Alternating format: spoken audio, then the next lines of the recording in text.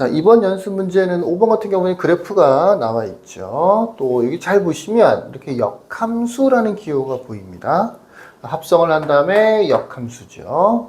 그것에 대해서 C의 함수값을 구하세요라는 형태의 문제인데, 이렇게 역함수가 나와 있고 그래프에 대한 문제는 또 y는 x라는 직선이 굉장히 대부분 다 y는 x라는 그래프가 추가로 그려져 있어요. 이 노란색 그래프가 y는 fx고요. 빨간색 y는 x라는 직선입니다. 이게 보통 주어져요. 이 문제를 한번 풀어봅시다. 풀어보기에 앞서서 그래프에서의 함수값의 의미를 좀 잠깐만 보도록 할게요. x축, y축이 있고, 그래프를 저거랑 비슷하게 이렇게 있다고 칩시다. 그래서 여기서 예를 들어서 여기가 3이에요. 이게 y는 fx인데 3이에요. 근데 3이라고 쓴 거예요. 그리고 요 함수값이 얼마냐면 2예요. 그럼 이제 요 점의 좌표는 뭐가 되느냐? 3,2가 되는 거고요. 또는 요거를 보통 F3은 2, 그러니까 X좌표가 3이고 Y좌표가 2라서 그런 건데 F3은 2라는 식으로 보통 표현을 하고요.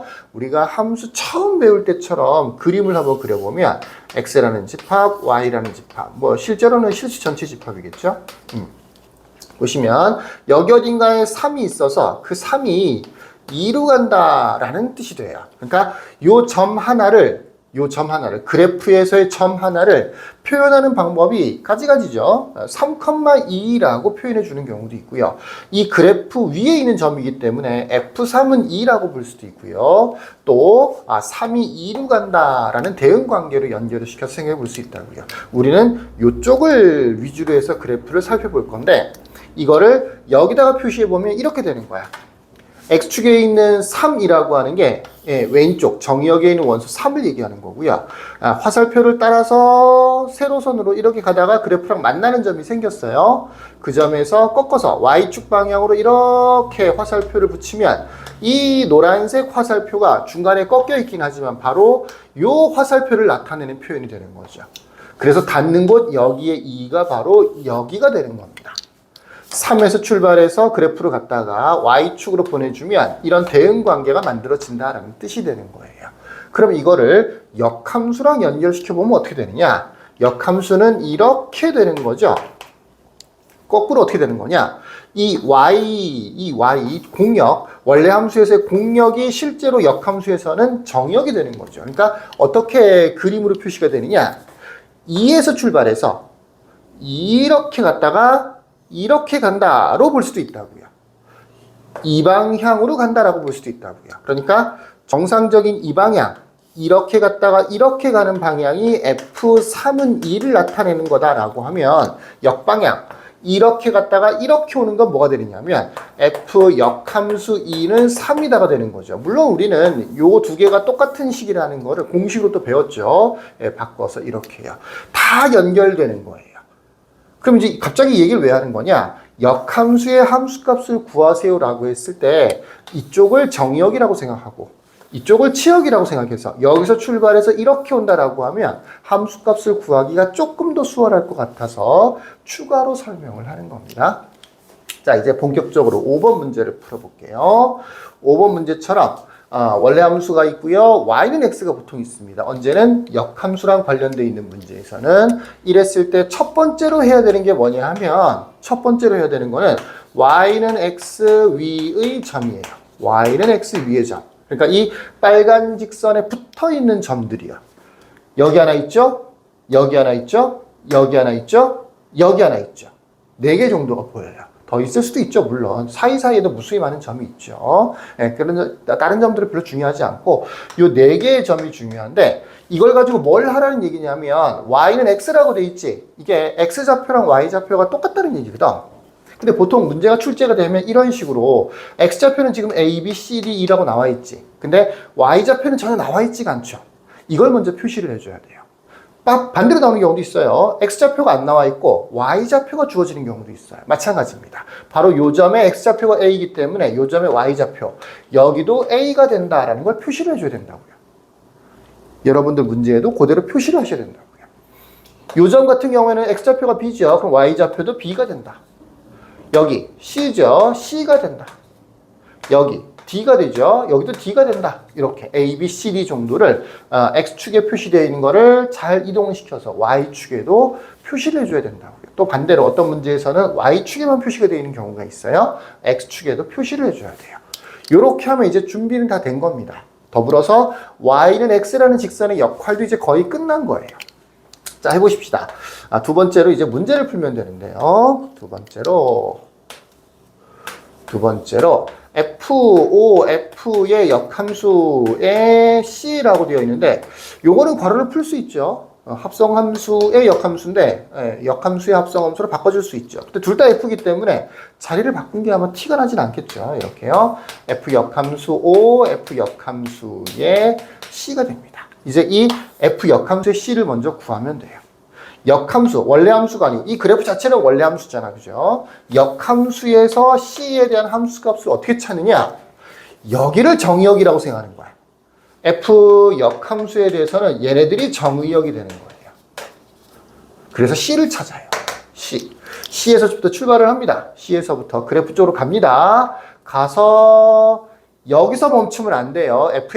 Y는 X에서 멈추면 안 되고 FX까지 가야 됩니다. FX까지 갔다가 X축으로 이렇게 내려주면 D가 되는 거예요. D.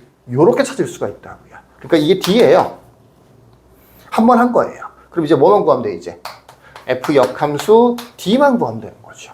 또 역함수라고 돼 있으니까 이쪽에서 D를 찾아야 돼요. 원래 함수는 이쪽에서 X값을 찾는 거고 역함수에서는 이쪽에서 X값을 찾아주는 거예요. D에서부터 또 출발을 합니다. D에서부터 출발을 하는데 어디까지 가야 된다고요?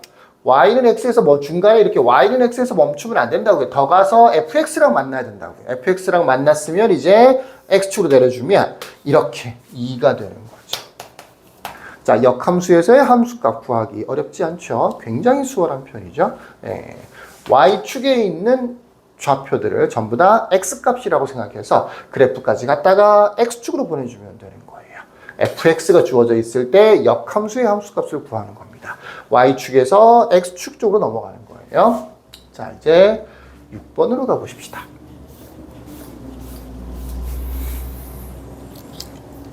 fx가 주어져 있고요. 역함수를 보통 gx라고 많이 둬요. 원래 fx의 역함수는 f 역함수 x 이렇게 두는데 새로 gx라고 주는 경우도 많습니다. fx와 gx의 교점을 구하세요. 교점은 뭐예요? 연립방정식을 푸는 거죠. 그러니까 나와 있는 그대로 생각해 보자면 fx는 식이 이미 주어져 있으니까 이제 역함수만 구한 다음에 두 개를 연립하면 돼요. 연립방정식을 풀면 x값 y값이 구해지겠죠. 그게 바로 교점이 되는 거죠. 근데 역함수하고 원래 함수의 교점은 보통 역함수를 구해서 구하진 않아요. 실제로 이게 y는 x다라고 하면 예를 들어서 이것처럼 fx가 예를 들어서 이렇게 생겼어요. 이게 y는 fx야. 그러면 f의 역함수는 어떻게 생겼냐면 이 y는 x에 대해서 대칭이 되는 거다 보니까 이렇게 생겼어요. 그러니까 여기서 구하라고 하는 것은 노란 선과 빨간 선의 교점, 얘나 얘를 구하라는, 물론 두 개가 나오진 않겠죠. 다 이게 1차 함수기 때문에 얘나 얘를 구하라는 얘기가 되는 건데 노란색과 빨간색의 교점이라고 볼 수도 있지만 노란색과 흰색, y는 x의 교점이라고 볼 수도 있거든요. 그래서 원래 함수하고 역함수의 교점의 좌표를 구하세요. 교점을 구하세요 라고 하는 경우에는 원래 함수 y는 fx 대신에 요거 식이 있어야 되는 거니까 마이너스 2x 플러스 5 하고요. 그냥 y는 x, 얘네 둘을 연립합니다. y는 마이너스 x 플러스 5하고 y는 x, 얘네 둘을 연립하는 거예요. 그러면 그것도 교점의 좌표가 구해진다고요. 무슨 얘기인지 아시겠죠? 역함수를 구할 필요가 없어요. 구하는 것도 어렵진 않지만 구할 필요도 없어요. 원래 함수하고 역함수의 교점은 원래 함수하고 y는 x의 교점을 구하면 되는 겁니다. 자, 그냥 뺄까요? y 지워질 거고요. 빼면 마이너스 3x 플러스 5가 되는 거네요. 그래서 x가 3분의 5가 되겠네요. 벌써 x좌표 구했네요. 근데 x랑 y랑 똑같다고 되어 있죠. y좌표도 3분의 5가 되는 거겠죠. 그래서 교점의 좌표는 3분의 5, 3분의 5가 되는 겁니다. 이렇게 역함수를 그래프든 아니면 교점을 구할 때든 역함수를 구해서 어떻게 문제를 풀지는 않습니다. 대체로 역함수에 대한 거는 함수값을 구할 때든 지금처럼 역함수의 함수값을 구하라고 돼 있던 식으로 돼 있을 때도 마찬가지고요. 그래프로 주어져 있을 때도 마찬가지고요. 성질을 이용하는 것이지 실제로 역함수를 구해서 뭔가를 하지는 않아요. 교점을 구하라고 할 때도 원래함수하고 역함수의 교점을 구하라고 할 때도 역함수를 구하진 않습니다. 구할 필요가 없다고요. 진짜로 역함수를 구해야 될 때는 역함수를 구하라고 해요. 그럼 할 수 없이 구해야 되겠죠? 그런 경우가 아니라면 대부분은 성질을 이용해서 문제를 풀어줍니다. 자, 여기까지. 끝.